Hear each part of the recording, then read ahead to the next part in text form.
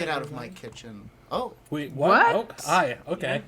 Hi. Ding dong. Ding dong. Ding dong. Ding dong. Hi, everybody. Thanks for being patient with us while we figure out some audio issues on our end. But welcome back. This is episode 13 of Arc 3 of Better Than Heroes. I'm Rachel Weeks, and I play Klik, the level 9 Kreen fighter. I'm Ovredahl, and I play the human bard / warlock Flute, Whimteaser, aka the Windrider.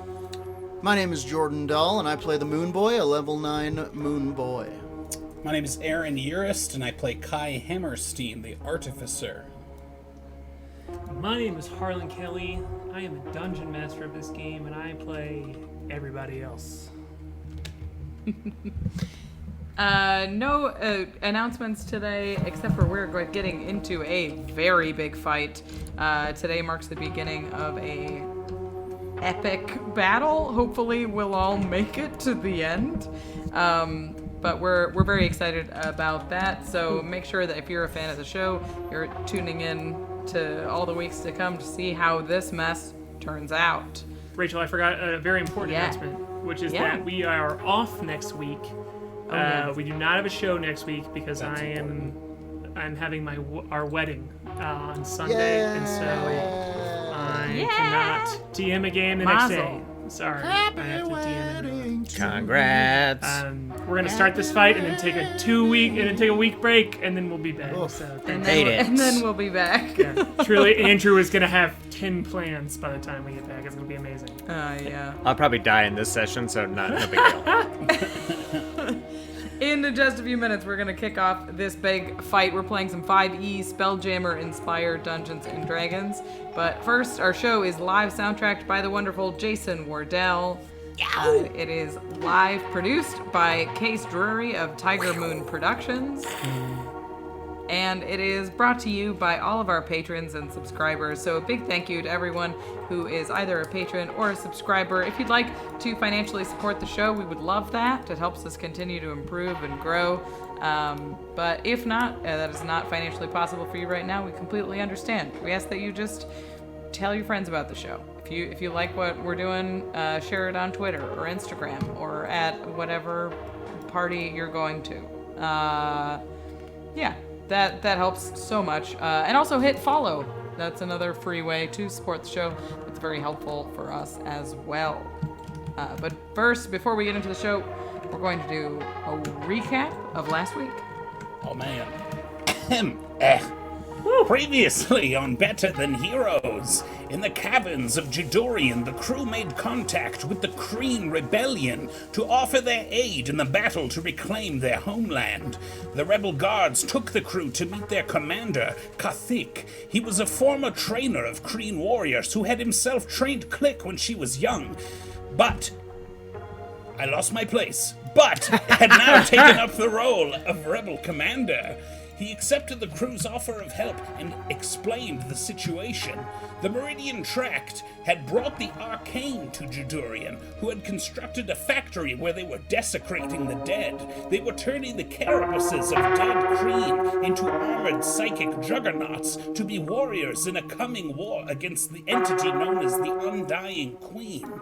The Meridian Tract had apparently corrupted the Kreen elders by giving them a strange magical artifact called a Clutch of Souls, and the council were held up in the capital's main temple. After much deliberation and a tour of some decidedly wacky rebel war machines, the crew hatched a battle plan. They would set the dragon Slow Death against the Arcane facility, while K.A.I in the Nautiloid and the Kreen rebel forces would attack the Meridian Tract headquarters in their ships. Then, while the main enemy forces were occupied, the crew would attack the temple and overthrow the Kreen council, freeing the city's people. Then they would turn their attention to the rest of the battle, anticipating that Slow Death would find a way to make things interesting. Then they went to their rest, with war rising on the horizon.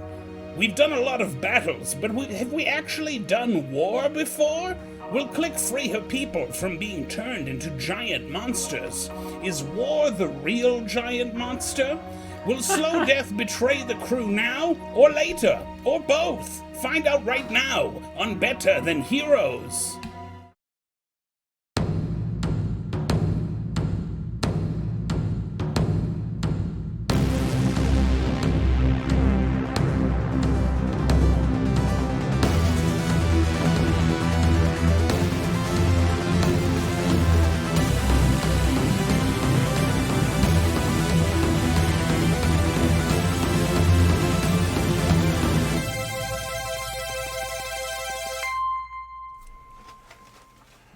Okay, so the crew, you find yourself in this rebel base, the scum that they've officially called themselves. These Kreen that have been booted out of Jadorian because of the state of things there, because they are dissenters inside of this corruption, and it is bustling. It is bustling. It's been established. They've sent out word that the attack is coming. That all of these rebels are going to take back Jadorian, and so you can just see kind of the Kreen running all over the place, and prepping around your ships. You see the mangonel, this trebuchet of mangoes being loaded onto the dinger. There's three large cauldrons of piss that are being loaded onto the dinger. And well, we did it. These young Kreen are so proud of themselves. They had one to offer you, and between last session and this session, they've filled 2 more of these hot boiling cauldrons of piss. They found the greatest piss in all the land. Yeah, exactly. It takes sacrifice to go to war. Dangerous. You could chip in with some grade A hot piss. Sam wants your hot piss. There's like a Uncle Sam poster of the general pointing down. Yeah. You gonna drink that? No, because we need it for the war effort. God, the amount of piss-related merch that we should have is amazing. And so I keep working on it, and it just doesn't happen. So, and then you also see groups of young Kreen loading on these crab traps of krats that are ammunition for the cratapult. That is also 2 more times faster and faster. Absolutely, you're not the boss of me. I'm the DM of this game. Crab traps of krats. What the? Oh, damn it! The whole. And okay. I'm not gonna do that. So as this bustling is happening, as people are going all over the place here and there, you all, and as these weapons are being loaded onto the dinger, you see an overwhelmed goat, the Goliath bosun. You see a kind of shivering Cobble, the kobold navigator. You see Relic, the gunner, looking kind of insecure, but as more weapons are being added to the ship, but still confident at his place at the ballista. And you see as well Gluck, the Kreen that you, Klik, have convinced to come with you and aid you taking back the ship, looking confident and kind of giving directions here and there. And you see the 3 aunties as well, the 3 Kreen that you rescued from the Nautiloid, also just pointing people in directions and getting people loaded on the ship, taking kind of authority roles here, just as they are comfortable with this Kreen crew that you all have joined forces with. And so I would love to. I'm giving you a little bit of extra. What I want to know from everybody is what you want to do right before you leave this place. As I have a general outline of your plan, but you can kind of prep a couple of things before you leave. Can I rewind the clock just a tiny bit to Sure. when Moonboy and I are waking up in the morning, and I wake up and I'm back in flute mode. My eye is clear again, and my belt buckle is flipped around, and I wake up and I yawn, and I'm like, oh, I just had the craziest dream. I dreamt I had one of those Gith-Yankee space bikes, and I was racing around. We were fighting a Gravis. We were fighting a Gravis Slayer, and Goliath rammed it with the ship. That's crazy. Good thing none of it was canonical. Yeah, you see Flute's face wilt just a tiny bit when you say that. As you just see the image of a Spelljammer motorcycle die in his eyes. Yeah. And we were fighting some unicorn-eating lich with this, gigantic... I remember. No, I remember. So maybe you were talking in your sleep and it influenced my dreams. And Chandler from Friends was there, right? He's an old friend of mine. Never mind. Cool. The only other thing I was gonna do is K.A.I still with us? Did he leave yet? That's up to you. I mean, like, the two ships are there. Yeah, so he's still around, but there is going to have to be a point where K.A.I splits from the rest of you all if you all are all going on the dingers. He has to pilot the Nautiloid. How long will it take from where we are now for him to reach the city? Longer than 10 minutes?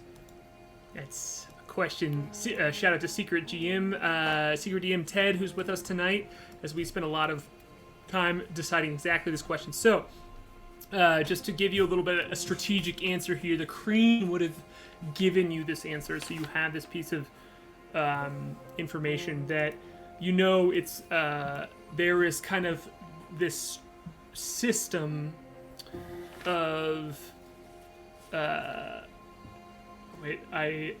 I'm fucking up my own caves and caverns, right? Canyons. Canyons, there we go. Yeah, there's this system of canyons all throughout the surrounding plains of Jadorian, where you know that you all can get up to the cusp of about 600 feet away inside of these caverns before you give away your position. And that's true for both both ships and the dragon as well, which is significant, but the city of Jadorian has been specifically designed for this to be a defense mechanism for it, like, there is this clear plain as it sits on a plateau all around it, where you cannot get close within 600 feet to it without it being extremely obvious that you were there. The plan was for the dinger to use her under camouflage to get close to the city from super high up, right? Yes. Yes. I guess, sorry, I will tell you why I asked. I was going to give K.A.I Bardic Inspiration, but it only lasts 10 minutes, and I don't want to waste it if he's just going to spend that 10 minutes flying and do the I also have to canyons. fly. We have to, the dinger, or the Nautiloid needs to fly to slow death before we fly to the city. Yeah, so you really couldn't cast a buff spell at this point, just because you're going to need to do some maneuvering, some coordinating before you sprint toward the city. I'll give him a regular Bardic cheer up chat. Thank you. Regular old. Just, how's it going? Yeah. You good? Bardic, what's up? Yeah. I think I have a stat block for you good somewhere. Yeah. Yeah, I go to put it I thought we were firing like a missile, and Slow Death was going to the missile. Yeah, I'll be Moonboy's magic arrow. Yeah, I'll be. Tagging Why does the dinger have to go find the dragon? I think she's at this 30 point, miles away. She's too far right now. She's too far to see the arrow. Yeah. It's a dragon. I mean, dragons. You know, if she's watching for it. This is just what we talked about last time. Yeah, that's what we set up last time. Oh, okay. Well, I will say I will be forgiving was...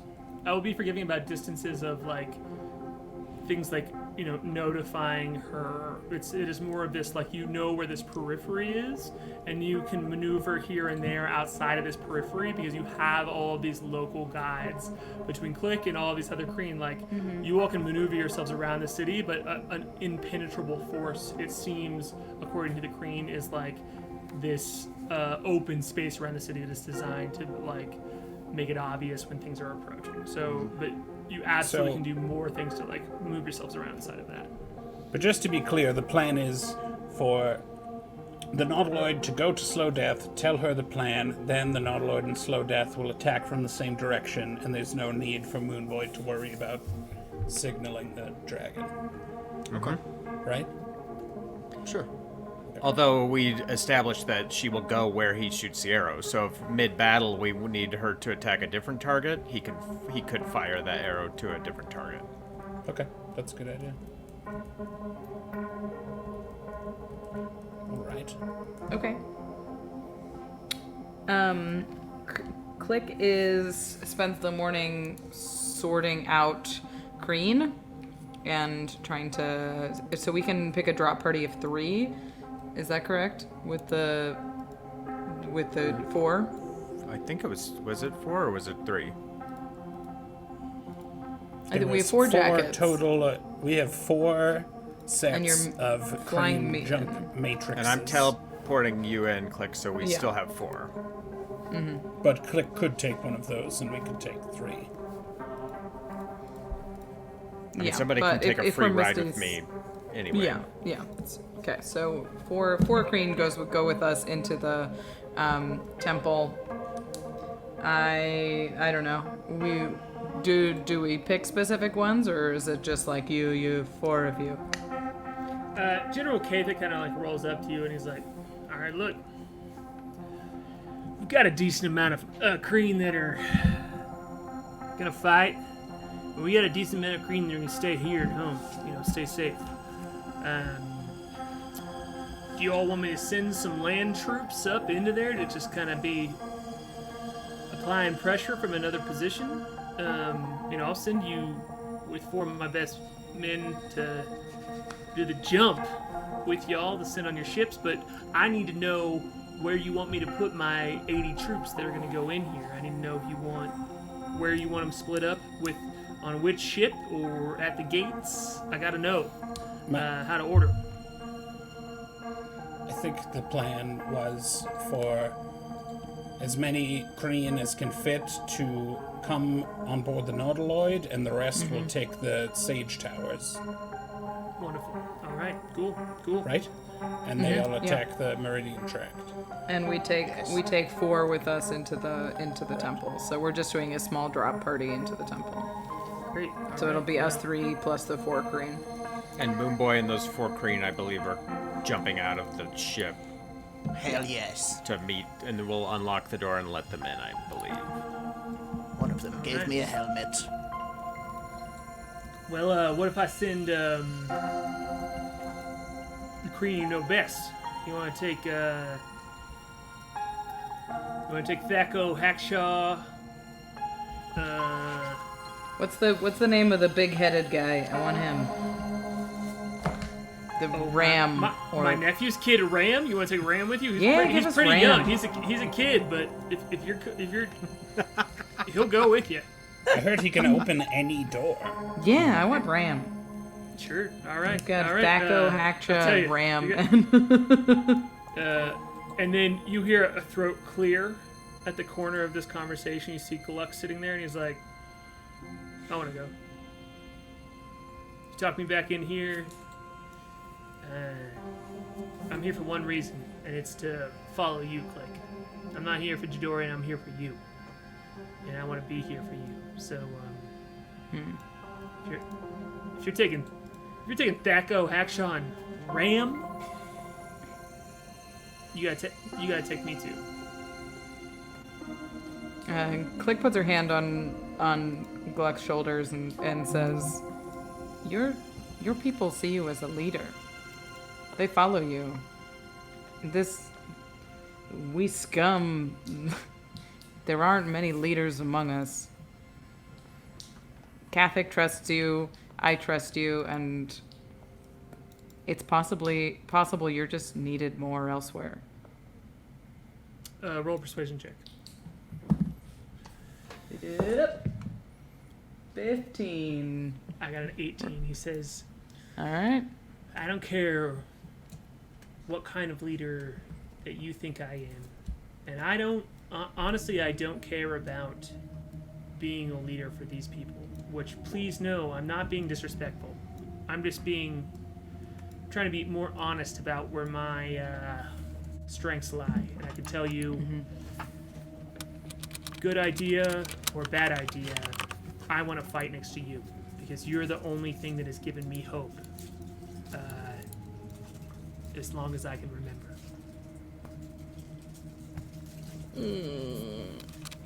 You can, and I will say, just because you failed that check, you can say no, but he's just like not persuaded by your appeal to him. So if you say no, you're ordering him to not do it. You're saying no, you're not allowed to come.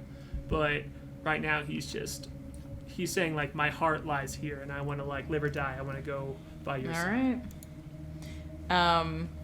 And it's truly just like, this is just like a Rachel player decision. Like, you do not, there's no role here at this point. She'll touch her forehead to his forehead and say, wherever your heart wants to be, that's where I want you to be. But no, this is a dangerous run. It's a small party. There's going to be a lot of fighting, and it's going to fall on your shoulders. I need you to be ready. Yeah, I've known that since I left. He's like, I've known that since I left the Cove. Your talk a while back. I know. I'm here for this. I'm not here for me. I would rather... I found something I believe in, and I would rather die fighting for that than live running away from it. And you inspired me. He's gonna die. Oh no. Alright. This is some real last 2 days to retirement shit right here. Dice tell the story. Dice tell the story. like this Gluck. is not me. Alright, Gluck. Right. And she'll like the warrior decides. And as she walks away, she'll turn over her shoulder and say, "Good luck, Gluck. Good luck." Yeah, in Kreen that translates very poetically. It's like a sonnet. Yeah. All right. Okay, Sure. cool. So, just for real quick for the records, Thaco, Hackshaw, Ram, and Gluck are all the airborne party with the crew that is on the Dinger. So this is for Ted, our secret DM, as well as the party as well. General Catholic is kind of wanders up to you all and he's like, "Great, seems like we have that settled. We're leaving a lot of crew here that is kind of the, if things go sour, place to recoil and maybe get out of here if we need to. Is there any of your crew that maybe wants to stay here?" I was about to ask the same thing. Maybe Yeah. Cobble? Certainly. I thought we agreed that the Dinger wasn't going to be... Kai will sort of look over at the Dinger being outfitted with 1 million war machines. I thought we agreed that the Dinger wasn't going to be directly in harm's way. Oh, you're not dropping down on the... I thought you were dropping down on the temple. You're just dropping people from the ship. Yeah. All right. Well, let's get these ship. He leans back. He's like, "Let's get these ships loaded on the other ship then." And you see all the young Kreen with their buckets of piss be like, "Oh, okay, here we go." And they pick up the cauldrons of piss and move them back over to the Nautiloid. Sorry, you have to reheat the piss now. Yeah. There's one just who's has oven mitts on and is carrying a portable a fire in a pan. I know he's like, I'm trying. No. Underneath Keep all it hot. We need it to be dangerously hot. Yeah, That's war piss. Yeah, you see Kachov just be like, "Yeah, you hear that's my invention. That's war piss. It's not just piss. It's war piss." That's right. And cool. Like so yeah, that song. you've got Exactly. Yeah. the worst song to do at karaoke. It's too damn long. And People try anyway. yeah. Look at me, Chet. If you want to do War Pigs at karaoke, just don't do it. Just pick another song. It's okay. Yeah, same goes for Johnny Cash songs. Don't do them. Don't do Beatles songs. You're not you're not the Beatles. Just don't. Unless you're that one person who can sing really fucking well and just do whatever the hell you want. You shouldn't listen to us. Anyway, Break the rules. Break the mold. Yeah, you've got all those weapons on the Nautiloid now,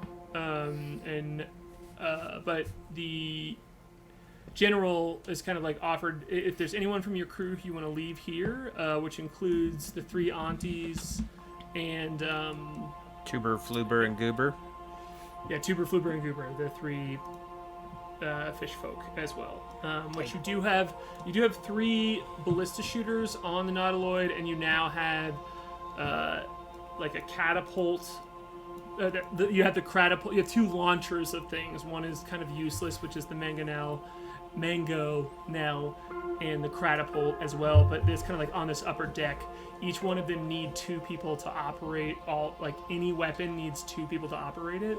but you have like up to 5 weapons on the non-Lloyd. So you can kind of like arm it with NPCs as you want. It can be random Kreen. It can be, but I need you to decide. I need you all to decide what you want to do with your NPCs before we waltz into war. Can I ask Tuber, Fluber, and Goober to kind of be a personal attaché of K.A.I, since he'll have a ship full of Kreen warriors to like help him out? Oh yes, we would do anything that our god desires. Great. He is the one who made himself. We are here to serve. Appreciate it. Should we launch ourselves off the ship so our bodies land on other entities and then they splat? Only if he tells you to. Yes, put Only a if thumb he in tells that. you It could come up. Yes. Okay. We are prepared. Is there? Should we leave Goat here? She doesn't seem like she wants to. The ship isn't supposed to. The Dinger's not even supposed to be fighting. We could maybe use her. But look at her over there, stacking things forlornly. She doesn't want to go to war. She's never wanted to go to war. We can't ask Cobble to fly into battle alongside a dragon, whether it's briefly or not. That's true. She'd turn into a pile of dust at first sight, I imagine. And Relic is... He's so bad. He's so bad. He's so bad at it. He's so bad with his little vest. If things go wrong, though, the Dinger could be attacked, and Dinger, what am I saying? Relic and Goat would be the only defense the ship would have. Well, then maybe we could leave them here and they can defend the ship if it comes down to it. Or maybe we should just, have them all stay on the ship and make sure they know that if things take a turn for the worse, they should leave. They're not warriors. Even That's what I'm saying. if something goes wrong on the ship, what is a pacifist and an old navigator to do about it? That's what I'm saying, is that if things go poorly, then the Dinger should just run. Right? Look at him. Look at Relic over there, just being bad. He's loaded that box 4 times. It's the same box. Yeah, you see him just like this little halfling who like has like this like very sleekly cut hair that he cuts himself like to keep looking like what he thinks looking fresh on throughout all of your journeys.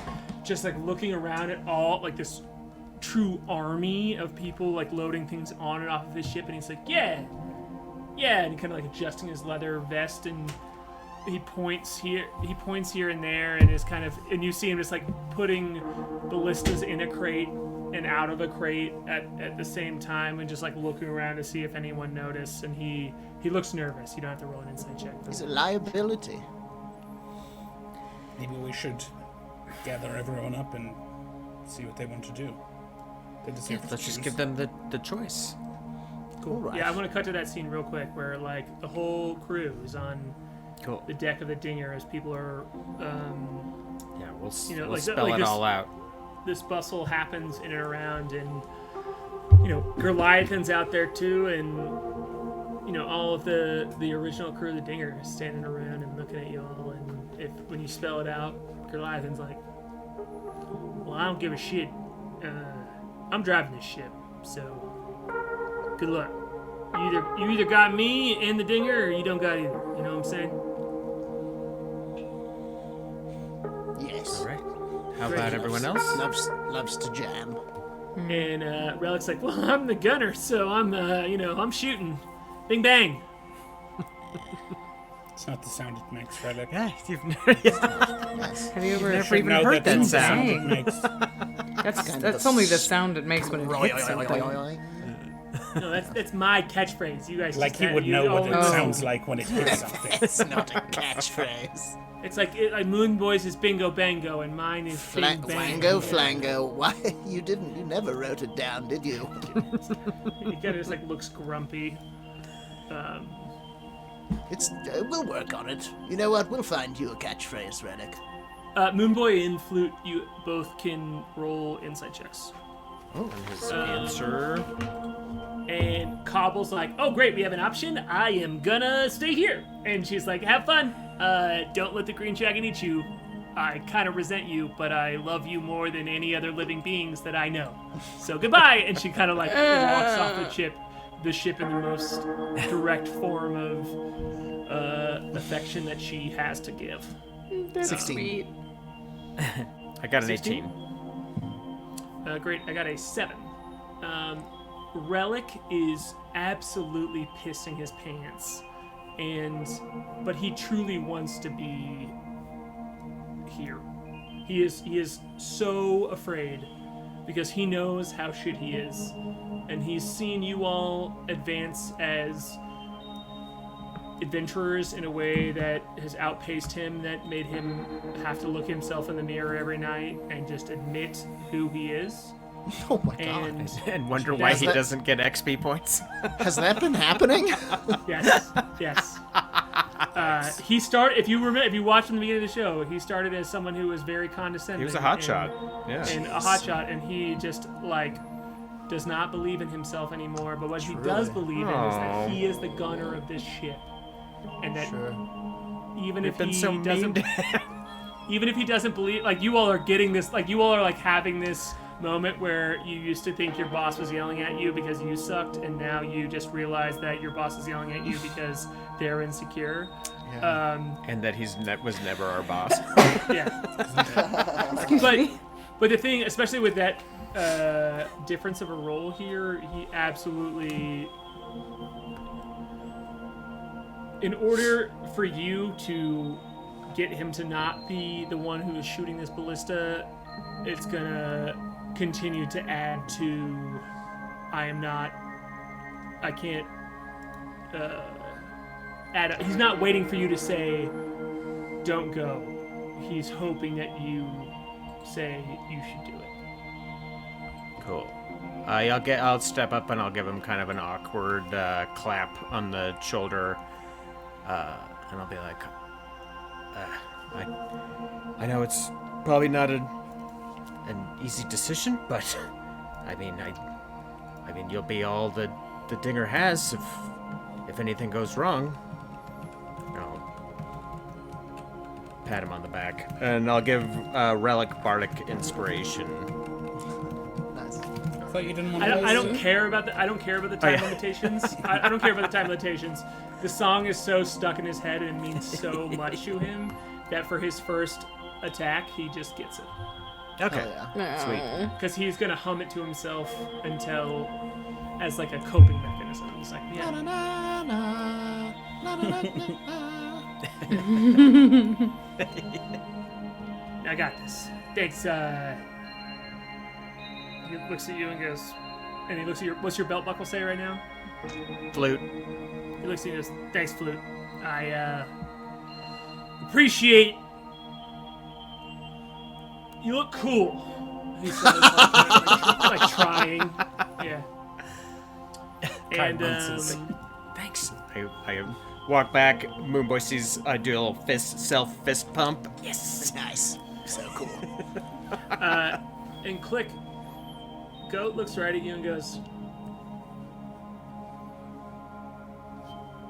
Dinger's not going anywhere, and I ain't gonna fight, but the Dinger, it's the closest thing I got to a home. So, no one's gonna fix it like me anyway. So you need me here. If shit goes wrong, I'm gonna fight. I'm just gonna fix this thing, and I'm gonna get us out of there. So, I'm staying here. Klik will do her best to touch her forehead to Goat's forehead and say she won't fly true without you. She does a little jump. It's a scramble. It's Klik's tall. Yeah. Goat's taller, right? Yeah. As you jump up, significantly. jump up to do a headbutt, she catches you and hugs you in midair, and she's like, "I know. I've been listening." She says, "There's lots of kind of fighting, and fighting I know ain't what I like, but the fighting y'all do, I ain't gonna do it, but it doesn't mean I don't like it. All right.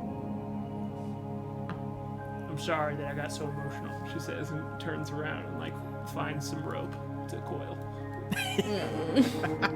Cool. So you are not taking Cobble, but you are taking all of the other NPCs.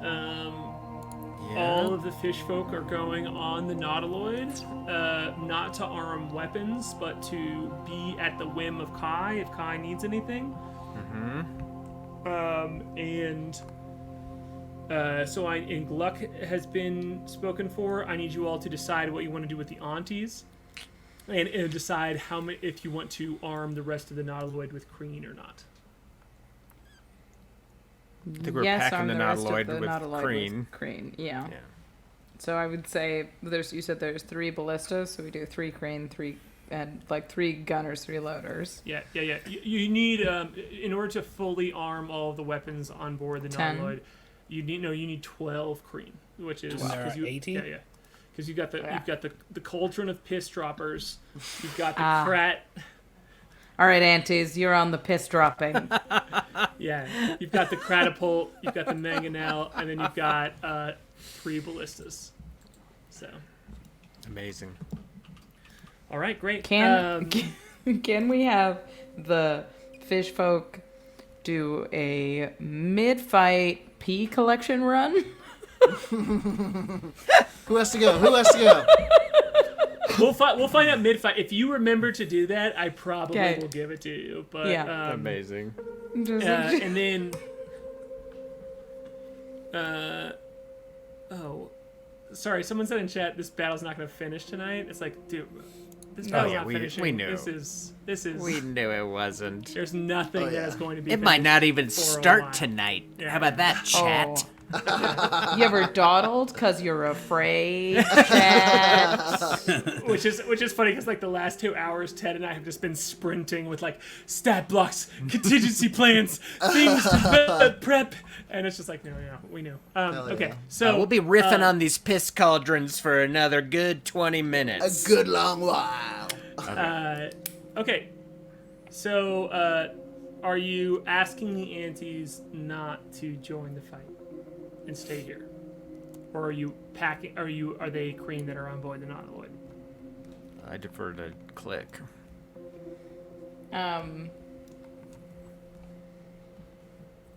These are the aunties that ran away. I would rather have them go into town and try and clear people out of the city, if I can ask them to do that. Great. Okay, cool. So, and so you all have X amount of Kreen on the Nautiloid, a small 80. Contingency on the Dinger. The Dinger, and then and you want the rest of the Kreen on ground duty, basically like charging the walls of the inner part of the city, right? Do we have more than can fit on the Nautiloid? How many can fit on the Nautiloid? Oh boy! Because we were just gonna pack the Nautiloid and have them. Yeah, it's like a drop ship. Have them drop in on the Meridian track ships. Cool. So I will say that true or not true, I don't care. Let's just say you can pack them all on there. It means you can't use the Sage Towers because the Sage Towers are about like hitting walls. But if you're willing to sacrifice that, which is just kind of like off-screen people attacking the walls, then you can put all of the Kreen on there, and you can like divide them up in between. Hey, people get out of here and attacking. Makes sense. I Nice think little that's worth basket it, to but- put all our eggs in. Nice. If I wasn't gonna put eggs in it, why the fuck did I get this basket? Yeah, that's true. It's shaped like a chicken. You're cool with 80 Kreen being on the Nautiloid. Ugh, terrified by the question, but that was our plan. Cool, great. Awesome. And so when you talk to the aunties about that, they're like, "Oh yeah, we will And in the same way that you talked before to Gluck about like, hey, you're a leader, these people trust you, the Antis don't need you to tell that to them. To as soon as you tell them that they should come on the ship too to do things, they just jump into like, okay, you all are on this team and you all are on this team, and they are the commanders. And like the General Catholic is like on the Nautiloid too, and he's like, wait, but, and he's like talking to them, and they're like, no, this group with me, we're gonna get everybody out of the city. This group, and like he's taking instructions from them. So you have this crew of aunties and General Catholic, like each with their own pod of about 20 Kreen that are doing a task. So Okay. Is Chocta the little cricket Kreen around? yeah, he's overseeing the piss heating. Perfect. Important job. I'm not going to interrupt him because that's important, but I am going to use my Murderite Nano Weave Glamour armor to emulate his little cricket body and give myself this little black cricket Kreen suit and like a little Kreen helmet that looks like his head. So maybe from a distance I might be a little seem like a cricket Kreen. He looks at you and goes, oh, well, so first of all, Jason Wartell, did you just put a cricket noise? Just a reminder that we have Jason Wartell on the keys here, who is improvising a soundtrack for this game every single week. It's amazing. It's so cool. That was pretty amazing. It was pretty I thought that noise It's only very happened fast. when I do comedy. So here we are. He looks at you and he's like, are you wearing a costume that looks like me? Because it makes you feel brave? Well, I thought it would maybe help me be sneaky in the dark. And brave. And Yeah, smart. that's also it. Yeah. Roll a deception check. Oh, come on, dice. I'm going to throw you in the garbaggio. 16. Cool, I got a 6. You could have inspiration on your next stealth check because he is so impressed that his believing in you allows you to believe in yourself. So, I'll take it. Anything I can make sure you get. write that down. That next time you do a stealth check, you can have advantage. I wrote It's it. Yeah, I wrote a provided little by the symbol. boy wonder who makes silly inventions. And he's like, he looks at you and kind of bows and is like, thank you for saving my home. You truly are heroes. Thank you Actually. for all the hot piss. Look into the camera. We're better than heroes. Yeah. Oh, I wouldn't call us. What does that even heroes. mean? I don't. What's better than a hero? Never mind. Thrash Boys. Huh? Oh, that's good. That could be our name. While we still have the crew together, Kai's going to. I guess I should have done this while we were all meeting. Let's say we did. Kai has a handful of necklaces that he's going to give everyone that look like small shields. And he will pass them on. You can see they all have writing on them in a language you probably don't understand. Okay. Interesting. Condescending, but cool. I hope these keep you safe. What do they do? Thank you. Give one to everyone. So do I. Don't do anything. You just They want them don't to do keep us anything. They're trinkets. Does it have a spell? Are you trying to slip inside? Can past they do death- something? Are you trying to slip Death Ward past me, Aaron? What's happening? We have. Oh, somebody should probably wear that. Oh yeah, we do have a death ward. We have a Death Ward necklace. God damn it. Put it on. Klik? You did this. Klik, right? Oh, Wait. She loves a bauble. Are truly are the necklaces symbology, or do they? The have necklaces power? are mundane. They are Okay, symbolic. But the shield looks a lot like Kai's shield, but they have writing upon them. Does this trigger a shield spell? No, I just thought they were nice. That everyone could have them. Yeah, no, they are. I like them. They are And I nice. wrote it. Yeah. Never mind. It's No, And everyone get 0.05 added to their AC.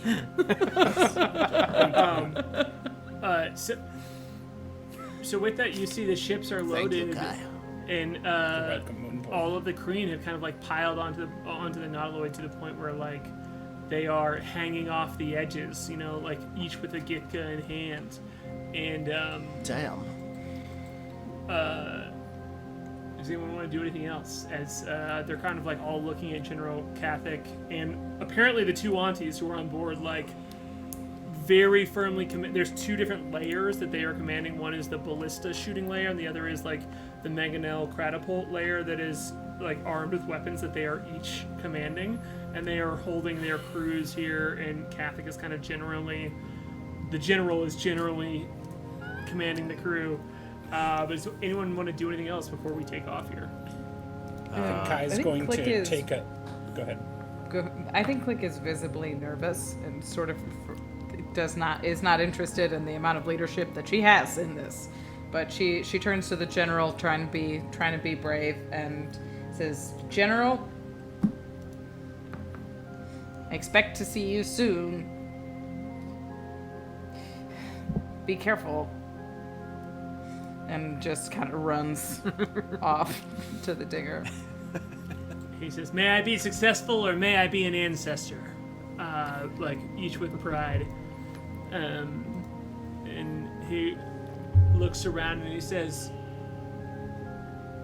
"May we all have the bravery of Klik Locktada." And he kind of like yells that around to the crew, and this ship, like with Kreen hanging off of it, just kind of like, "Locktada!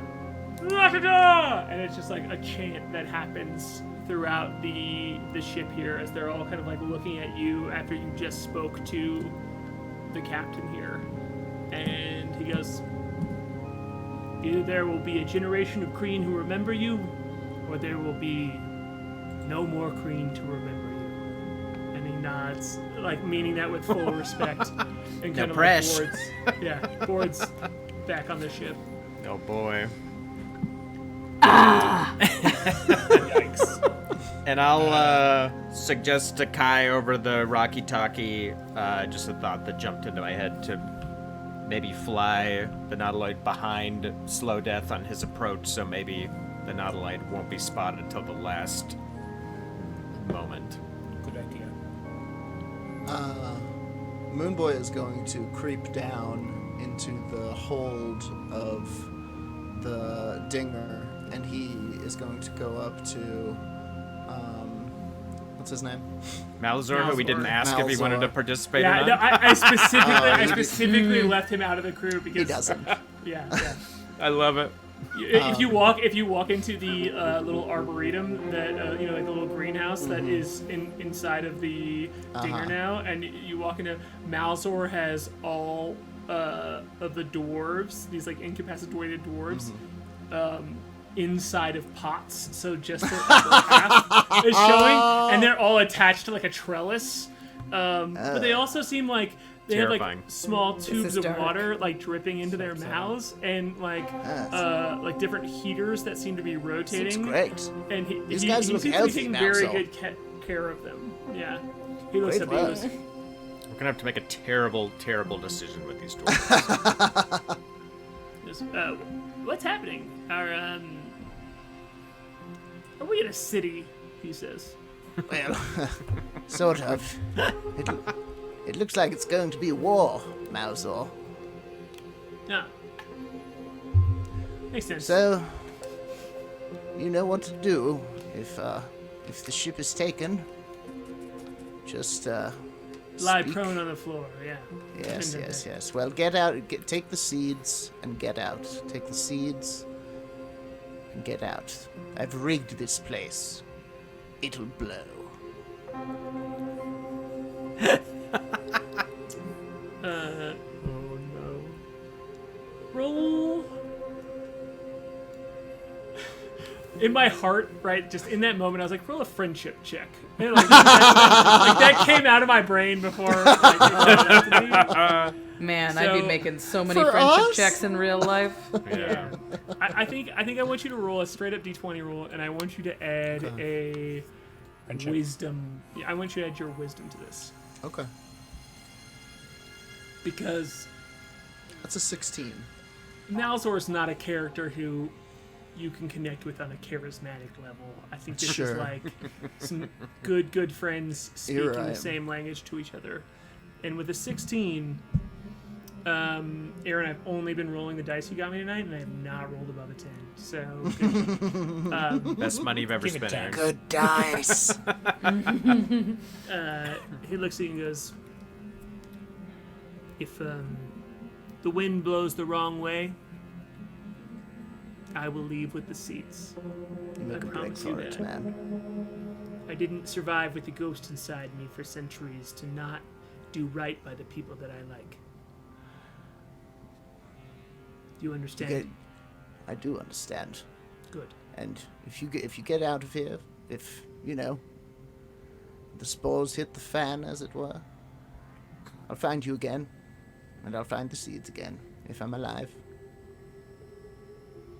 He looks at you and he gets uncomfortably close to your face. He gets like right nose to nose with you and he goes, "Follow the wind, Moonboy, because at the end of the wind, I will be there." Hell yeah. Hammered. Okay, I'm going to go back upstairs. You're doing a great job down here. And you actually, as he walks out, the Moonboy kind of taps on the wall, and you see that there are indeed some runes here for Conjure Bonfire. Let's go. As a delayed action. And I think he has to be aware of it, but at a certain point, I think he can nuke this room if necessary and hope that Malzor's not in it. Cool. All right. I will both let you break that. That's Hardcore. not something that fits in the rules, and I will absolutely give it to you 100%. But you just know that you will have to decide. Can I whether or Can not I you give think- Malzor the activation word? No. Okay. That is your your trade-off here is that Okay. you have if this is relevant at some point, you will have to decide, not Malzor. Okay. But He's he's going right. to remember it, even if you And gave so, it to him. does anyone want to do What if anything it's else before? Malzor? Does Kai's anyone else gonna, want to? Kai's gonna take a quick sad moment to be sad that nobody gave a shit about the little pendants that he made that had an actual poem on them. And he's gonna go attune to the helm of the Nautiloid and try to figure out how to fight with it. Sorry that not all of my NPCs can just comprehend every language like you can. It's okay. No, Flute was definitely hoping that it was a magic. He got very excited because Well- Kai has given him so many goodies, and he was kind of I shitting didn't himself. run any magic items by the DM. If I had, obviously they'd be magic. Tell me what language are they in? They are in. I have it written down. Hang on. They're written in Arcane. Oops. Okay. I don't think. Does anyone speak Arcane? Arcane? No, I didn't even know that was a language. Wonderful. All right. Well, then no Kreen one and can common. read the language that is on these pendants that he gave them.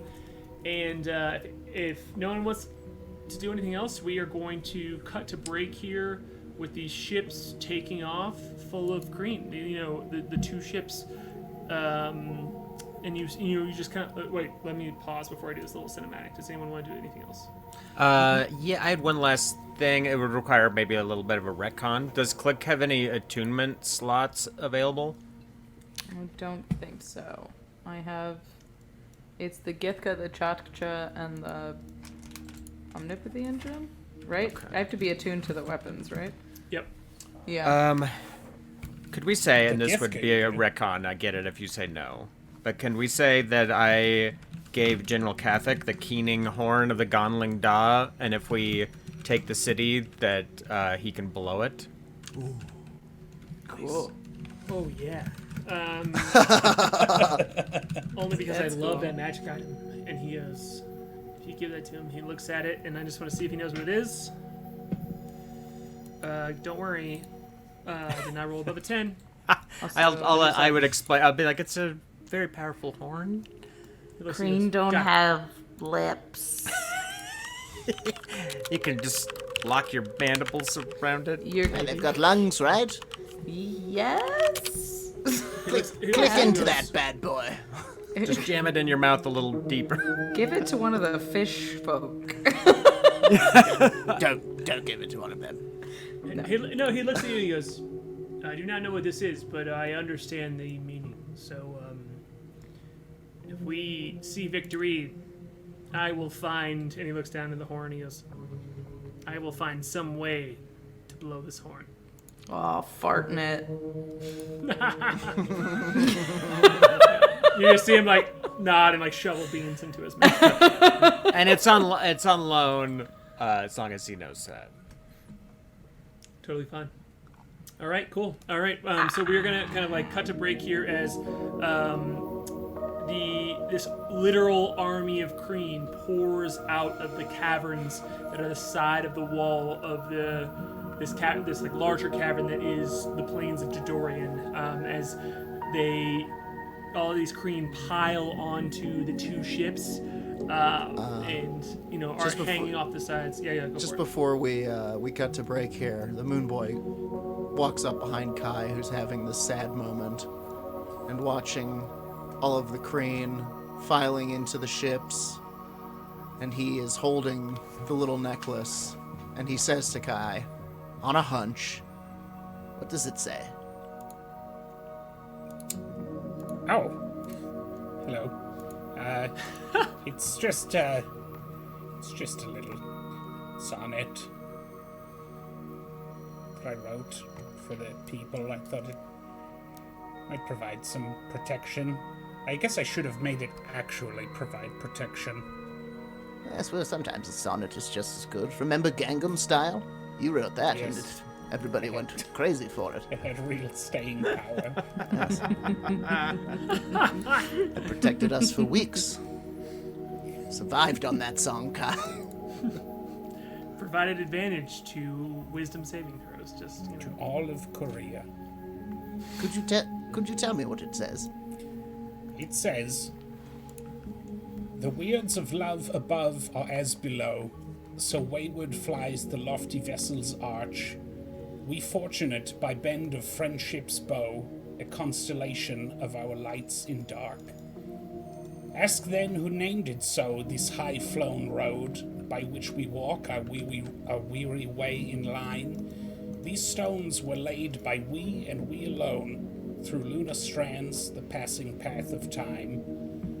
How happy we should share these days alike, our journeys bound, alike again in pain. Should suddenly the wrath of heaven strike, my dear, I know I'd spend my time the same. It's very nice. I had the Rocky Talkie on that whole time. I hope that's okay.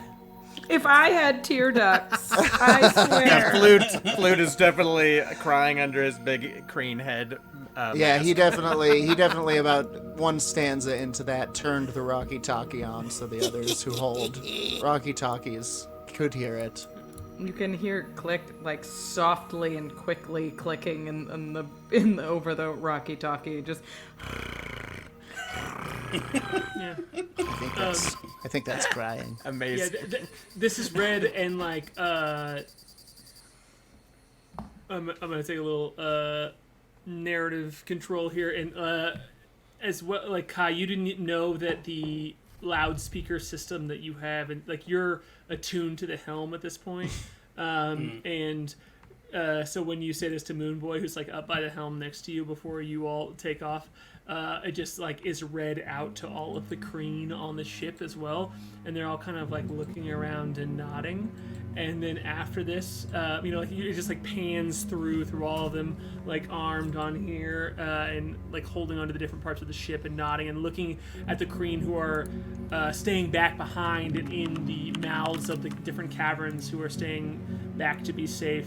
And this sonnet is read to all of them. And with that, you just hear, once it's done, you just hear a kind of like this cicada hum.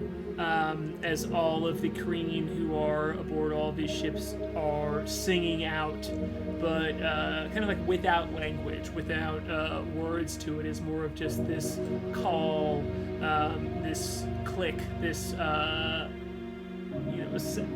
drone that is all of them making a battle cry that is both of battle and is of home, as they are lifted up as this squid-like nautiloid rises up in the air full of them, and this golden tinger rises even higher above it.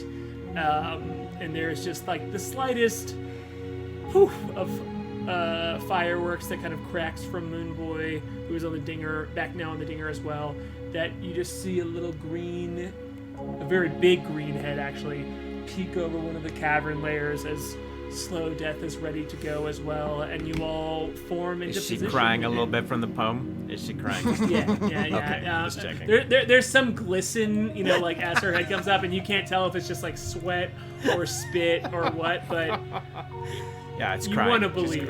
Yeah, you want to believe. And we'll pick up the start of this Battle of Jadorian after the break here, as we take a quick drink and pee break, where we drink, pee, and we'll be back in just 5 minutes here to start this fight off. So, Woo! See you soon. All right. Oh boy.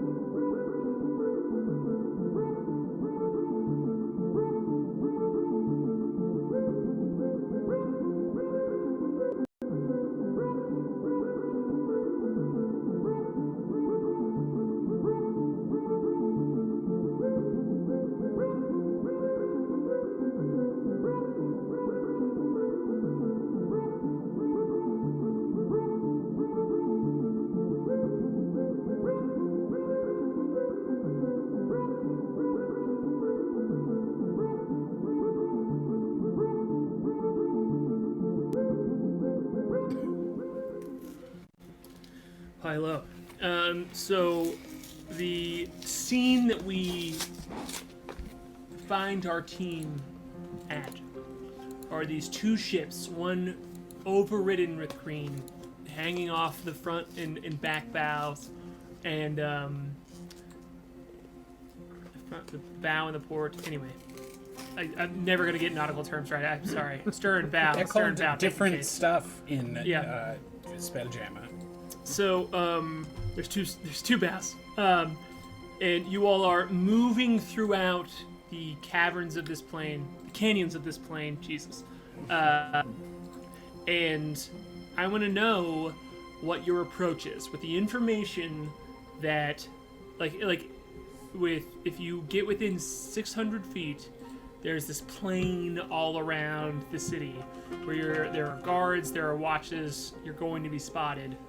I know that you want to send the dinger up and over, and you have the fireworks. The dragon is kind of like Slow Death is moving around these canyons as well, readying herself for the attack, and she's ready to go and attack the city kind of from any direction that you direct her to. And this is the time when it's kind of we're like kicking into K.A.I is piloting the Nautiloid.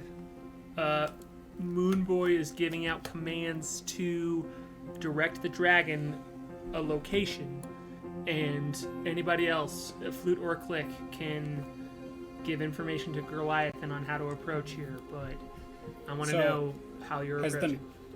Have I already made contact with Slow Death and told her the deal? Yeah, she's coming. Yes. Yeah. And so the Nautiloid's gonna ride in behind Slow Death. And I think approach to the the dinger enters third and much, much higher. Like, does a slower approach after hopefully more of the attention is on the dragon and the Nautiloid. Yeah, much below. So, but I think that's an important point for me, at least. That much above. Yeah, sorry. Is that you're kind of, the approach is we're sending these two forward, and then the dinger is, once the attention is drawn to these two, the dinger is floating above and trying to get itself above to be able to drop in front of the temple, right? Or no, not drop in front of the temple, but be it's an airborne assault. Yeah. Okay. From 500 feet up. Okay, cool. So wonderful. Okay, cool. The go time then of this, if I'm understanding correctly, is the dragon Slow Death, this huge adult green dragon, pulls herself up and flaps herself up into the air out of one of the canyons that surround the city of Judorian that is up on this platform, and just starts flying as fast as it can toward the city. And following behind her, in an attempt to gotcha the city, is this Nautiloid floating behind her. And remind me, are you all approaching from the direction where the temple would be closest to you, the factory would be closest to you, or those are kind of like the opposite directions. It's the northwest or the southeast, right. And in the middle is where a lot of it, in the city square, where a lot of the ships are docked. So I think the northwest, right? No, the dinger's coming from the northwest. The dragon and the Nautiloid will approach from the southeast on the factory side. Wonderful. Okay, cool. So let's, Jordan, if you go roll a. Well, I know. Let me pull back here. The dragon is not moving stealthily. The dragon is just full-on assault toward the factory, right? Great. So Ted, if you, our senior GM here, is kind of keeping track of distance. If you could move the dragon forward at a sprint distance toward the city, we're on now. The dragon is just through the air. And Aaron, I would love to have Kai roll a stealth check to see if he can effectively maneuver the Nautiloid behind the dragon in a way that does not bring attention to it, but keeps focus on the Nautiloid. You got it.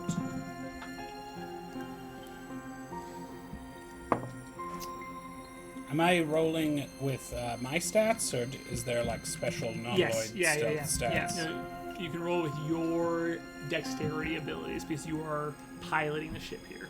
Okay, that's 18. All right, cool. All right, so you are rolling against the wall guards here, the people who are just on and every day on the lookout for any attacks against them, and you can see immediately, just even from where your ship is, there is a couple of horns blown, and you see a scrambling along the walls, but you can tell as well, because of the amount of scrambling that is happening on the walls right now, that the ship is spotted too. That it's very hard to hide a nautiloid behind a dragon. Sure. So the dragon even like splits off a little bit as Slow Death notices too, and you all are both just breakneck speed, as fast as the Spelljammer can go and the dragon go. Noticing that, I think I'm just trying to... I understand that we are made. We're not going to sneak up on them, but I'm going to try to keep the dragon between the Kreen guns and the nautiloid. Absolutely. Cool. Yeah. That is not a role that you do to just maneuver behind the dragon itself. So, with that, you see flying through the air these large discs, which fly out from the walls themselves as these long-range shots immediately, as seeing something unidentified siege toward these city walls, they're going to shoot first. Sorcerer people! We've done some real Spelljammer type shit, but this takes the cake for sure. We're jamming hard right now. Dragon and nautiloid attack Bug City. Green base, I love it. And so all of these shots are going to be shot at the dragon as well, because you are kind of like making sure your ship is behind the dragon. So the first thing that they see, in which the general noted that like the Kreen know that this dragon is here and living around it. So you see just like 3 huge blades, and actually you see 6 huge blades. You see all just from all along these different walls, and you can see them flying through the air because you're at such a long distance that you see all of these huge blades just flying through the air, and you can see them coming and coming, and they're one lands on the ground, one lands on the ground, and then you just see them as Slow Death is dodging them. One of them sinks into her, and one of them sinks into her, and then she tries to dodge, but you can see she's dripping a little bit of blood and wavers for just a second, and the third one out of the 6 hits her, and she takes 50 points of damage. Holy as 3 of these big blades, she just kind of takes these hits pretty cockily. She's not worried about it, so she's not paying too much attention until she gets that second one into her. She's taking these hits for the ship, in fact.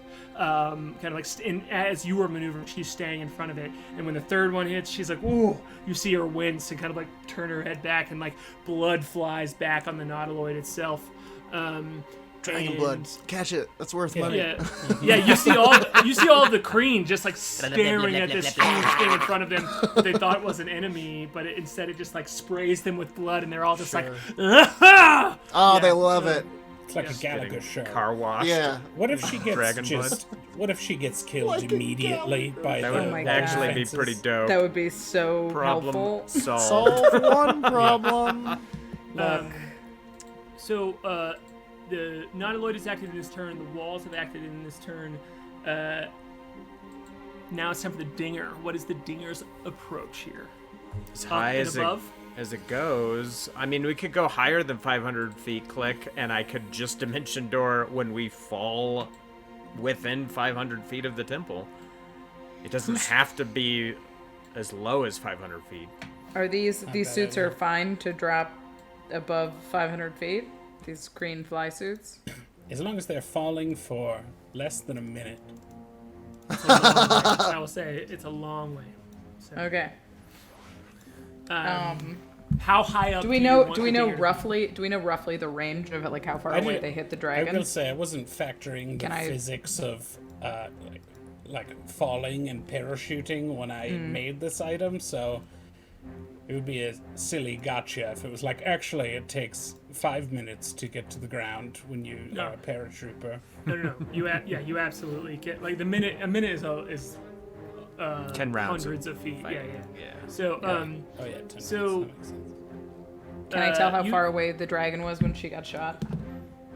Yes, she is between 600 and 500 feet away. So you know the range of these is at least 600 feet.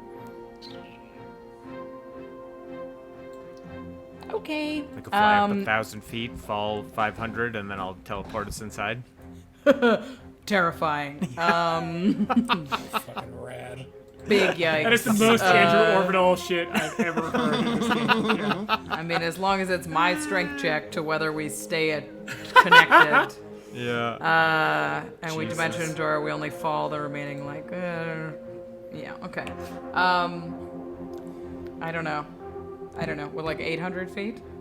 We could try 1,000. Falling 500 feet's a long way That's extra to 200 fall. feet. I mean, we're gonna be a pancake either. Yeah, either way. Goat, who's holding a rope on the sail here, goes, I need one of y'all to the side here. As like the ship is like hurtling up in the air. 500 feet. Drop Dragon distance. buds playing. Yeah, I mean... Go in low. Sure. 500? Just Is it- rely on the camouflage. Okay. Wonderful. I could bless the captain if you think it would help. Probably. Did you have visual What sight if on him? I'm not there? We do have the Rocky Talkies though, so we could Yeah. trans. If you have to have vision on bless, you can't do it. But if you, it's only Right. verbal. So if it says one creature you can see. So 500 feet, right? Thumbs up from Rachel, Andrew, and Jordan. If that is Yes. it. Yeah. Okay, cool. So the ship goes up in the air and is with the skin of a murderoid lashed to the bottom that K.A.I has fashioned this camouflage bunker on the bottom of it. I'm gonna have Andrew here, who is just the person who rolls for ship stats. I'm gonna have him roll a Big stealth rolls, check Flute. with advantage. And if our secret GM Ted, if you could roll a perception check for the walls here, that would be great. I'm looking at. Also, on the way, as we were flying over, I would. What do I add to my stealth check? There the dingers, there are murderoid? there are dinger stats. Yeah, I for should stealth have 'em. here. And he gets advantage from the Plus 2. tricks, right? Yeah, plus 2. Yeah, so yeah, it's yeah, and you advantage. have Okay. plus 2. Then I got a 21. And yeah, as the ship was flying, I think Klik and I would certainly strategize about where we want to teleport into this temple. Like, ideally, like a if she knows of like a quiet place or like any kind of like side room type operation. Yeah. That's Have I been in? I mean, I've been in there. Would I know that, Harlan? Yes, in fact, I will send you a map of what you know about the temple, but that's just like general information that you have. So Okay. I will message that to you in a second. With that, on the Discord. yeah. But with that, I'm gonna give it to you in a second, but the dinger does not get seen, as it seems like none of the wall weapons point themselves toward it. They stay focused on what they think is a mind flayer ship and a dragon just hurtling toward their walls here. And so This is according to plan. yeah, so Oh This is working. you all move 120 feet closer to these walls here as the ship and the dragon is just hurtling forward here. And Nautiloid, are you just K.A.I, are you just keeping going, dashing for those walls? Are you still hiding behind the dragon? What's the move? We're trying to move as quickly as possible behind the dragon all the way to our destination. Great. We're cruising at altitude of about 30,000 feet. Boom! We're about, Explosions going We're on. about 600, 500 feet away from the dragon's walls. Krats in a cage nearby. The weather in Jadorian is about 98 degrees That is Fahrenheit. beautiful, and the piss is boiling hot. Cool. So because the ship is still staying behind the dragon here, you see another 6 blades. As you know, you all are just hurtling forward. It makes sense that they've had time to reload here, and you see just the sky fill of a cloud of these 6 different gigantic saw blades just fly through the air, and only one of them smacks into the dragon this time. As you see, Slow Death is ready. She's like looking at them, looking through the air, and she just very adeptly through them, and then just one of them hits her on her side, and she takes damage as blood just like spurts off of the blade slashing down her side. But it is significantly less than the initial attack here. So, Dinger, are you still just full scale moving forward, trying to stay stealthy, trying to stay out of the way? All right, roll a stealth check with advantage. And now that we're kind of in the shit, you hear Flute's belt buckle ping around as his eye turns black, and he looks at Klik and Moonboy, and he's like, "All right, are you ready?" Yes. Never been more.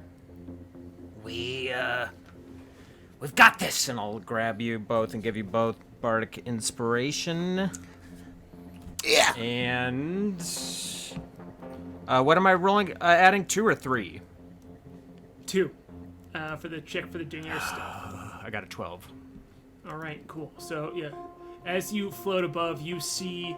Not in this round because they've all fired at the dragon, but you just see these like Kreen running along the wall here. As you can tell at this point that these weapons seem to be manned by Kreen themselves, kind of like pointing and adjusting and moving themselves. We see this? Yeah, the people on the Dinger themselves see it. You can see people reacting. You can see as you're watching very closely for like, are we being seen or not? And you see the weapons seem to at this point adjust to you. Can I get on the walkie-talkie and yell down to Goliathan? Higher, Captain! Higher! We've been spotted! Sure, absolutely. That's a good idea. Yeah. Great. So it is you're going to have to move instead of sprinting forward. You're going to have to move up, and so sacrifice a little bit of movement, so you will be a little bit behind the dragon and the nautiloid, but you are still moving yourselves up, so that feels good. If that feels good, you're cool there. I know you love trigonometry. I know. That, like, truly, that is the closest I am getting to doing trigonometry. Is you don't get to a move little forward slower, yeah, because you have to move up. D&D is literally the only real-world application of math for me. It's true. It's true. It's the only reason I'm doing that. Yeah, Ted with a PhD in math just said it's not true in my ear. So just so you know. But absolutely, the Dinger just like whoops up in the air at this, and like pulling yourself higher, hopefully out of the range of these large blade shooters.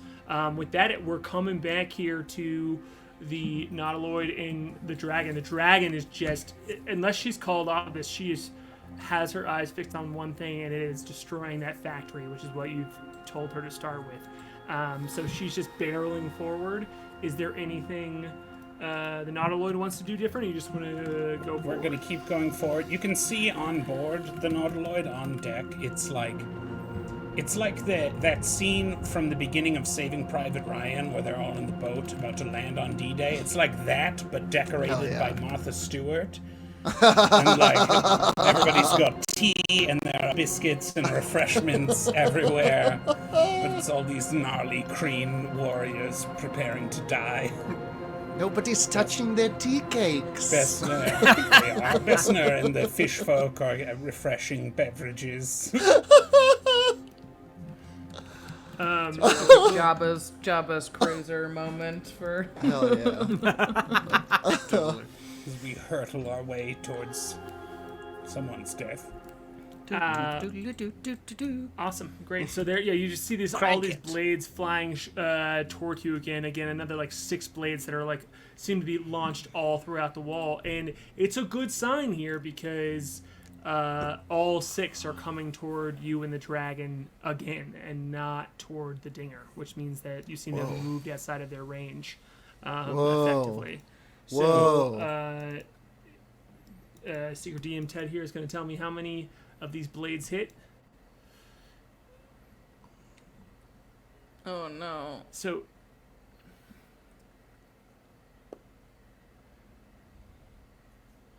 okay, cool. Terrifying. Okay, I'm afraid. Yeah. I don't know if I'm more afraid of the dragon dying or her not dying. Yeah. So with this, you see a 7th shot inside of these 6 blades, and as especially you, the folks on the dinger, you all see before there was just like these kind of like standard wall mounts. It makes sense to you about every 100 feet almost along the wall there are these large ballistas that shoot these large blades, and you see 3 Kreen at each one of them, just firing off launching these large blades in the distance. But you on the dinger as well see this one that was not manned before, this sort of bow and arrow shaped launcher get manned by Kreen, and this large glowing bolt be armed as well, and all 7 of these shots come forward, and the blades fly past you in slow death, just very adeptly out of the way, except for as she's doing this now, 3 of the large blades slam into the dinger and smash into the hole, and the dinger takes 50... The nautiloid or the dinger? I'm sorry, yeah. They smashed into the nautiloid, sorry. I'm not used to you all having 2 ships yet. So it smashes into the nautiloid, and the nautiloid takes 50 points of damage. And have I given you the HP total yet, Aaron? If not... You have not. It is 400 points of... Okay. Nautiloid versus Tarask. But with that, we are going to break the threshold of an incident here, so I'm going to roll for it, and I got a natural 20, which is good for you, which means that you do not take an incident on this chart. And so, as the dragon dodges all of these, you see that new ballista bolt shooter that is a part of things now. She dodges all 6, and she's kind of like looks back at you and is smirking a little bit, and you see this glowing bolt smash into her side, and when it does that, there's a blue whoom against her, this like surge of arcane energy, and it just wraps her body up for a second, and she takes 60 points of damage as you see her dip to the ground, and just this, it is a visible burst of blood, and you on the nautiloid, like all of the Kreen, kind of like point to this wound that doesn't seem to heal and doesn't seem to it is cavernous. It is bigger than, it seems like the arcane energy that was inside of this bolt was specifically designed to slay a dragon, which makes sense for this city that is living next to a dragon's lair to have, but it is significantly wounds her, and she kind of just like dips to the side for a second, and she'll actually use her movement to pull behind the ship. So she's kind of like by physical presence asking the nautiloid to go first, as she seems very wounded at this point. Do we see that on the dinger? Oh, absolutely. Yeah, I'll point at that and be like, we gotta remember that exists.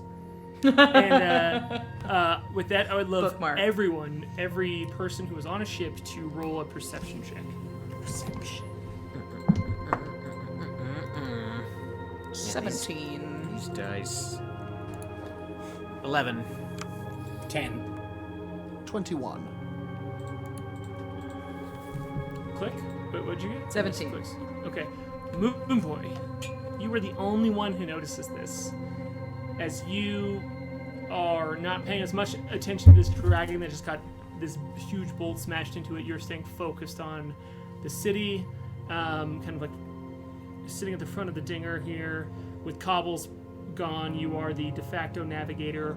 and you see cresting the edge of the city walls 2 moth wings that you would recognize as a elven ship rise up, and then you see something that you do not recognize, which are these small brown fins of a long crustacean looking ship that also rises in the air. So there is this crawdad looking ship that rises in the air, and there is the recognizable mothwing ship that rises in the air, and they both seem to be coming up and starting to move toward your ships. Toward the dinger? No, I'm sorry, yeah, just moving. Well, actually, let's say because the dinger got spotted, we're gonna have have just the crustacean ship move toward the dinger, and the elven ship is moving toward the nautiloid and the dragon. How far away? Oh, so there's one walls are we? mothwing ship? Yeah, right now there's just one mothwing ship. Yeah. Okay. Sorry. Okay. And how far away from the walls now is the nautiloid? The nautiloid is 3 rounds, which is 360 feet, so that's minus. I got this math real quick. It's 240 feet from the walls, and the dinger is 360 feet from the walls of the ship.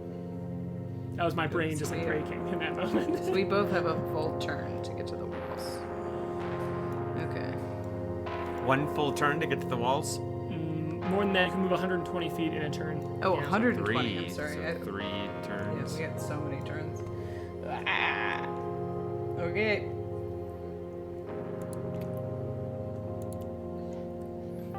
Okay, so sorry. Yeah. You all see this? It is the dinger's turn. It is the dinger's turn right now. I forgot that I had to go.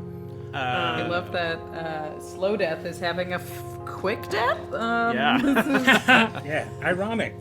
Yeah, we're still going up and in that direction. Great. No, if you're not diverting from the plan at all, we can just keep on rolling here. So if you all are pushing forward, it's now going to come back to the nautiloid and Slow Death here. Slow Death, although she is behind the nautiloid at this point, is still pushing forward with you all. So unless the nautiloid is doing anything different, she's just going to keep on sprinting forward. Nautiloid's gonna keep going. Can I make it go any faster? I don't know how these things work. Kai, a thing I wanted to establish is that you only know things about how the nautiloid works as you do them. Sure. And as Kai is like worrying about this, thinking about this, strategizing this, you realize that you can always delve deeper into what the nautiloid is able to do. I'm not saying that is going to make you move faster, but you can feel the edges. Like you have the comfortable edges of being attuned to this Spelljammer helm that is a Mind Flayer Spelljammer helm. And if you want to push past that, at any time you can take that action of, I want to delve deeper in what the nautiloid can do. But that is up to you on whether or not you want to do it or not. It is intentionally vague. That sounds horrible, but also this seems like a good time to know what the nautiloid can do, because we're doing a war. So I'm gonna do it. Cool. Roll a d6. D6. I don't roll those. 2. You know that as you are trying to push your mind into the different parts of the nautiloid and figure out what it can and can't do, maybe hoping that it can push you faster and faster, you look at the tentacles that are just kind of writhing up front, and you're trying to do math about whether or not the air resistance will work to pull them in or not. And I'm going to go ahead with that. I'm going to go ahead and give you the stat block for what the tentacles can do, as you know at least that they can do this damage. I even sent you the wrong one. Here you go. This is the better one. Ignore the first one that I sent you. As you know that you feel this writhing power of the tentacles, and you're like, oh boy, I can't make this thing go faster, but I sure as hell can do a lot of damage with the tentacles once they meet something that needs to be done there. So you can't go faster, but you have the tentacles as weapons, and you also get 4 of those attacks, just so you know, because you have 4 tentacles at your disposal. Right. So that is going to bring up Slow Death, who's just going to push forward as well, and after that we're going to bring up the wall weapons and the ships here. So they are going to take 6 more shots at you as the blades come flying at you, both at the Nautiloid.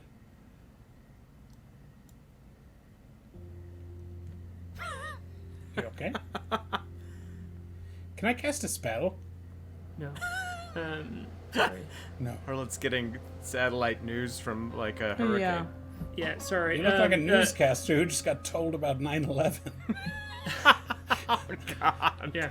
So, because the complicated nature of this fight, I am having Ted roll dice for me. He's one of my oldest friends. I trust him deeply. You can't cast spells because you are tuned to the Spelljammer helm, so you can't cast spells while you're doing that.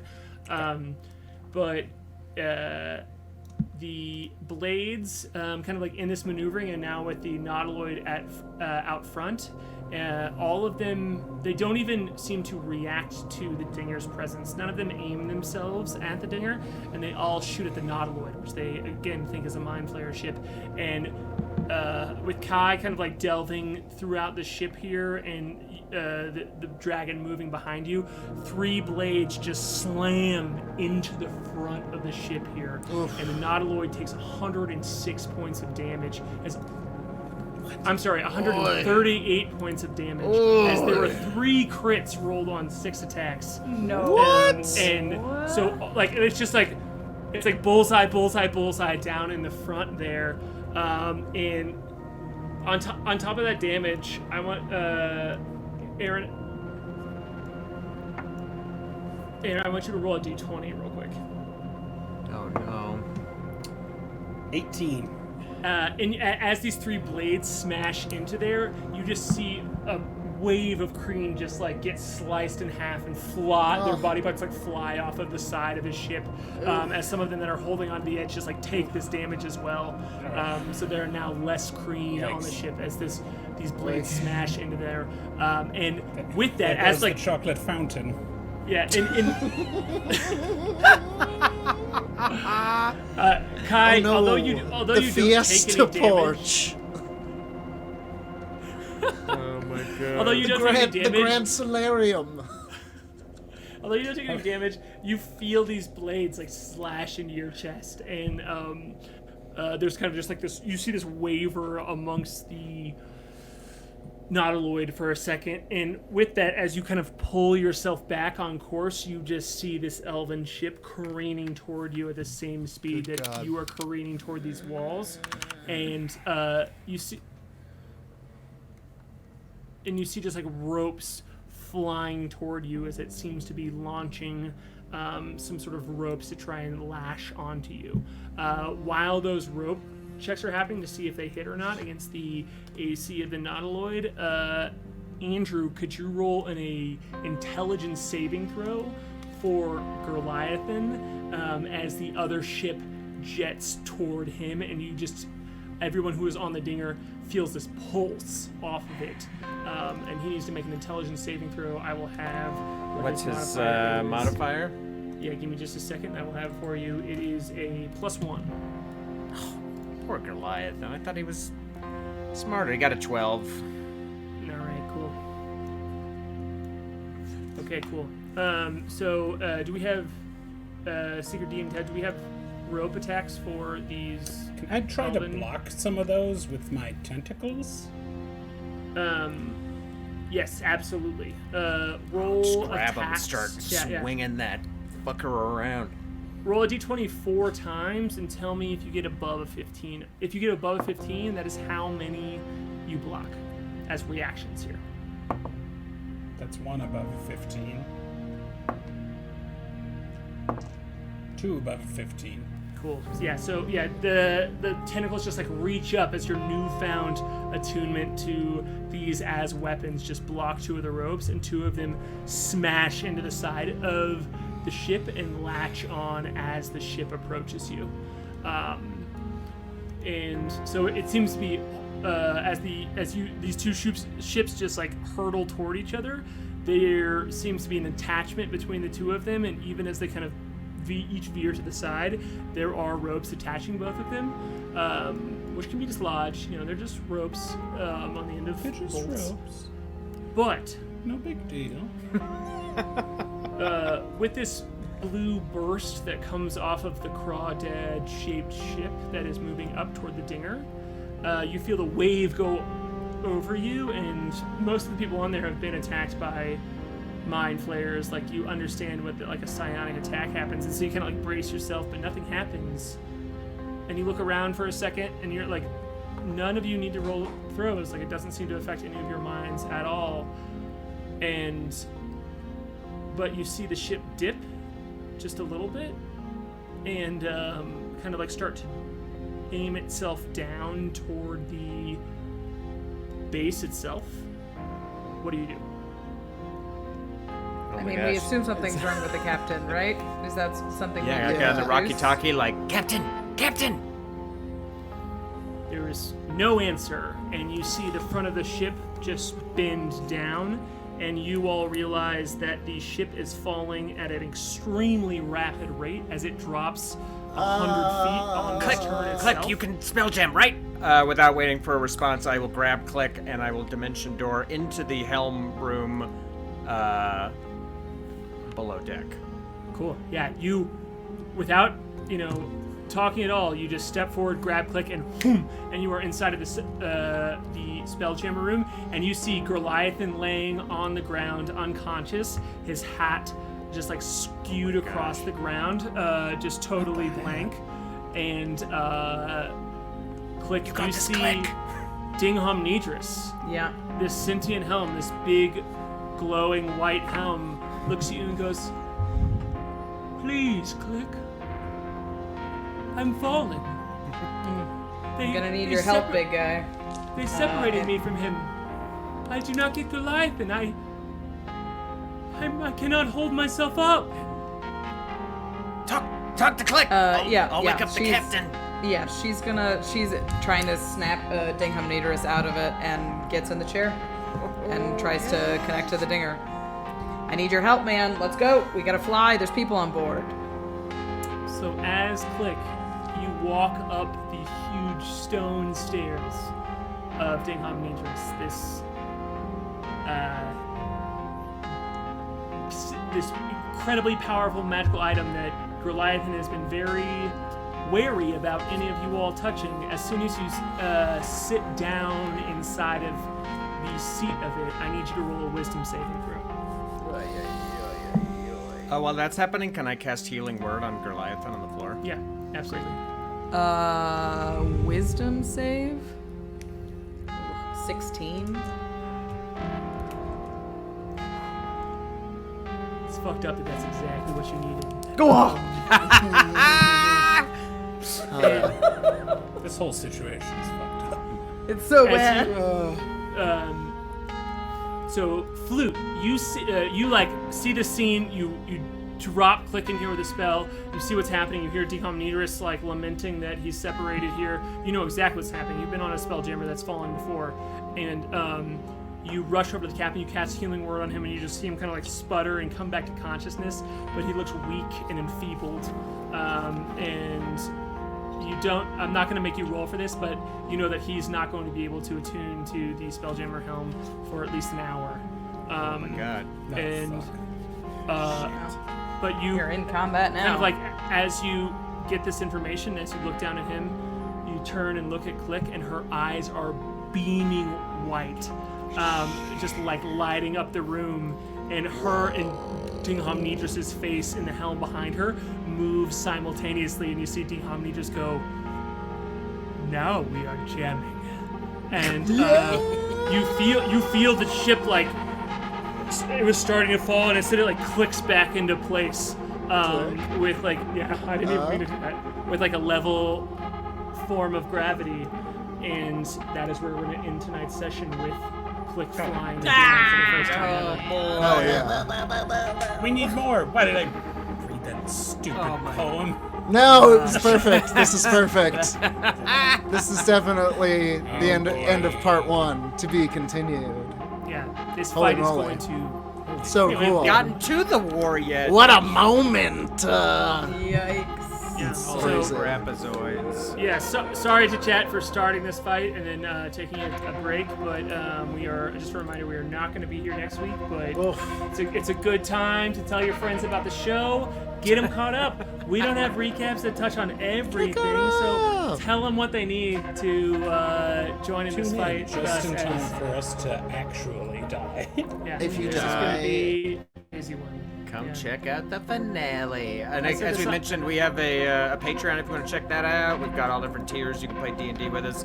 I'm going to be playing my game on stream this Wednesday. It's called Duster with Aaron, Jordan, Rachel, our pal Will Pottorf. They're going to be in a motorcycle gang. It's going to be sweet. This Hell Wednesday, yeah. 8 God, p.m. so pumped. Can we host it here, Harlan? 100%. I'm gonna be literally on my little tiny honeymoon that we're doing, watching you DM this game. Hell Ooh, yeah. your mini moon. Yeah, mini moon, yeah. So I can't wait. Absolutely, we will host it right here.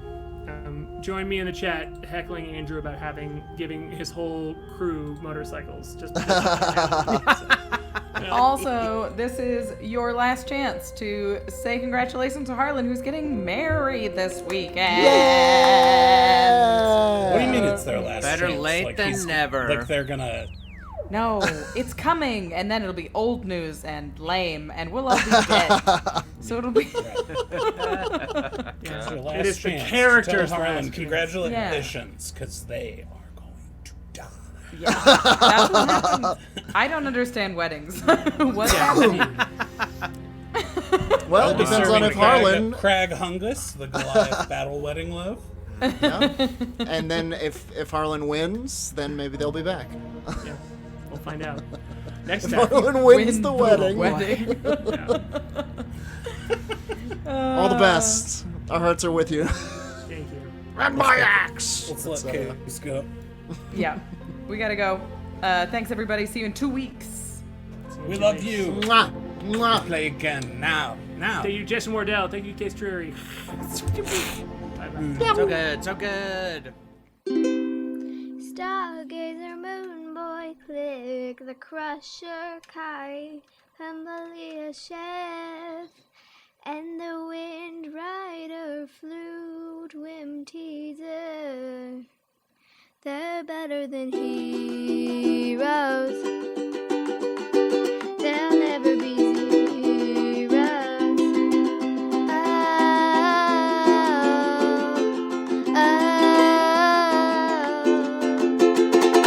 Better than heroes.